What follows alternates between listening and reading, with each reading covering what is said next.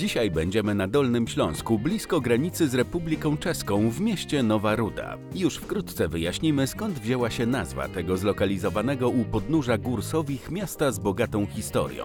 Wybierzemy się także na przejażdżkę po tutejszych trasach rowerowych. Zostańcie z nami!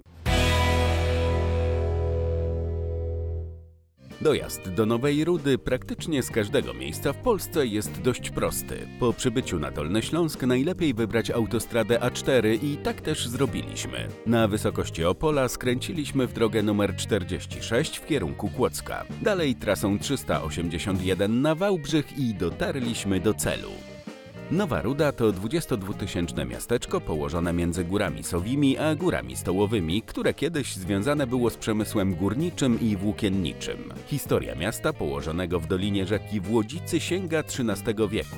Od tamtej pory Nowa Ruda znajdowała się pod panowaniem czeskim, austriackim, pruskim i niemieckim, a w 1945 roku znalazła się na mapie Polski. Na tym terenie mieszkało wiele narodowości, dlatego Nowa Ruda określana jest jako ziemia trzech kultur: czeskiej, niemieckiej i polskiej.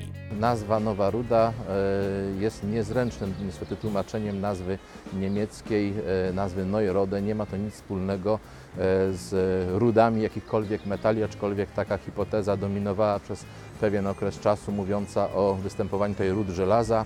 Chodzi o to, że czasownik niemiecki Roden oznacza karczować, trzebić, a osada powinna się nazywać, biorąc pod uwagę dosłowne tłumaczenie, Nowa Poręba.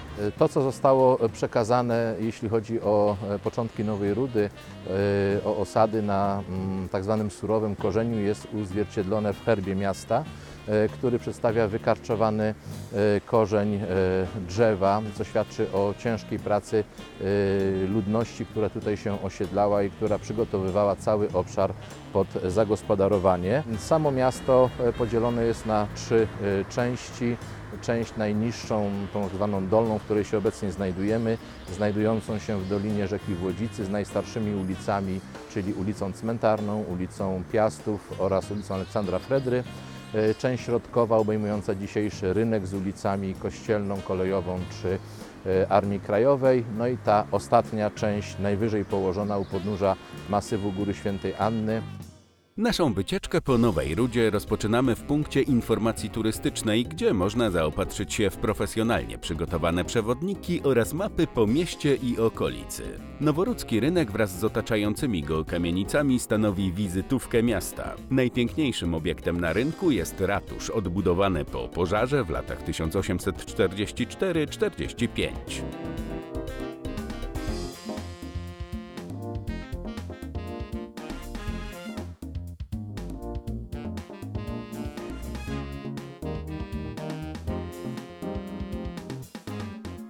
Przez centrum Nowej Rudy przebiega szlak spacerowy Grodu nad rzeką Włodzicą, wzdłuż którego znajdują się m.in. dawne domy tkaczy pochodzące z XVII i XVIII wieku. Uwagę turystów przyciąga także fontanna Rudek. Pierwowzorem do wykucia rzeźby była odnaleziona w noworudzkiej kopalni jaszczurka paleozoiczna. Z Nową Rudą związanych jest wiele znanych postaci. Urodził się tutaj niemiecki kompozytor Franz Eckert, żyjący na przełomie XVIII i XIX wieku, który jest współtwórcą hymnu Japonii. Mieszkała tutaj Anna German tuż po przybyciu z repatriantami do Polski w 1946 roku. Z Nowej Rudy pochodzą także znani i lubiani artyści, m.in. Edyta Geppert, Krzysztof Tyniec i Robert Więckiewicz. Urozmaicony krajobraz ziemi noworudzkiej sprzyja zarówno miłośnikom turystyki pieszej, jak i rowerowej. Nic więc dziwnego, że miasto Nowa Ruda mocno stawia na turystykę aktywną. Warto zatem wybrać się na przejażdżkę rowerem trasą wiodącą po ścieżce rowerowej i leśnych drogach. Nowa Ruda i okolice to setki kilometrów tak naprawdę ścieżek rowerowych. Same miasto połączone jest w trzech częściach ścieżkami rowerowymi, ale one otwierają drogę w Góry Sowie, one otwierają drogę w Góry Stołowe, na ziemię bromowską, czyli na cały system ścieżek rowerowych w Czechach, więc przeogromny potencjał dla turystów, miłośników właśnie dwóch kółek. To cały system ścieżek rowerowych w Górach Sowich, ścieżek przede wszystkim MTB, mnóstwo single tracków dla miłośników rowerów. ale to miejsce również dla miłośników spacerów, pieszych wycieczek. Wcześniej Nowa Ruda przez dziesiątki, a właściwie setki lat to przemysł ciężki, wydobywczy. Ten przemysł przestał istnieć na ziemi noworudzkiej. W związku z tym postawiliśmy na rozwój przemysłu nieuciążliwego, tak aby region i miasto mogło się rozwijać. Natomiast wykorzystując wielki potencjał ziemi kłodzkiej, gór sowich, gór stołowych, pięknego otoczenia naszego miasta, plus zabytki w samym mieście, jego niepowtarzalna architektura sprawiają, że postawiliśmy właśnie na turystykę. Chcemy, aby turyści przyjeżdżali do Nowej Rudy, chcemy, aby turyści przyjeżdżali na naszą ziemię, na ziemię kłodzką, żeby korzystali z tego, co tutaj mamy w naszym mieście i z tego, co nas otacza na ziemi noworudzkiej, noworudzko-radkowskiej i bromowskiej. Turyści i mieszkańcy Nowej Rudy mogą także aktywnie spędzać czas w centrum turystyczno-sportowym, w którym są doskonałe warunki treningowe. Odbywają się tutaj także zgrupowania i obozy sportowe dla przedstawicieli różnych dyscyplin sportu. Kompleks sportowy z bazą noclegową obejmuje m.in. halę widowiskowo-sportową z trybunami na 760 miejsc i sąsiadującą z nią halę treningową, pełnowymiarowe boisko piłkarskie ze sztuczną nawierzchnią, oświetleniem i trybunami oraz bieżnię tartanową. Regularnie odbywają się tutaj zawody lekkoatletyczne dla pobliskich szkół. Można także skorzystać z basenu i siłowni.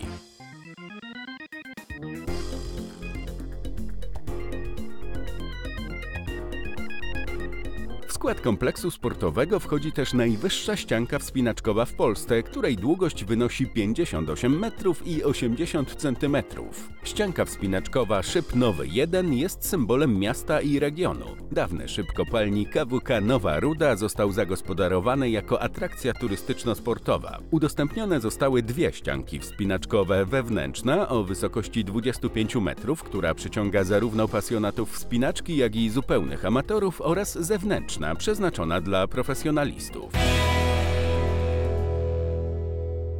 W obrębie miasta Nowa Ruda znajdują się dwie wieże widokowe zachwycające swoim wyglądem. Kamienna wieża na Górze Świętej Anny powstała w 1911 roku. To punkt widokowy, z którego można zobaczyć większość miast sudeckich, jak również Karkonosze, a z drugiej strony masyw Śnieżnika.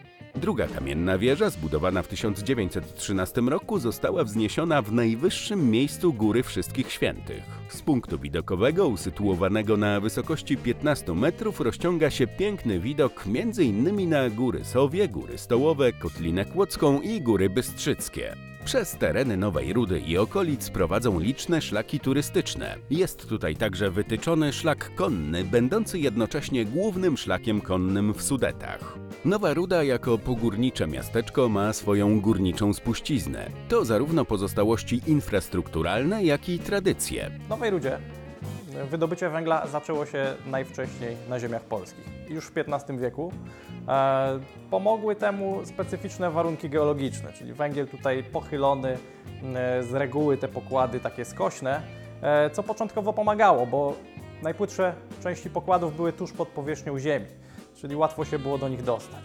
No i już w XV wieku przy prostych narzędziach górnicy byli w stanie to eksploatować. Z czasem wszystko się rozwinęło, w XIX wieku zaczęło się duże wydobycie, zaczęło się też wydobycie antracytu. Tu kolejne bo to taki najlepszy gatunek węgla, którym da się palić. Kopalnia funkcjonowała do połowy lat 90. ubiegłego wieku, a od 1996 jest udostępniona dla turystów i można ją zwiedzać.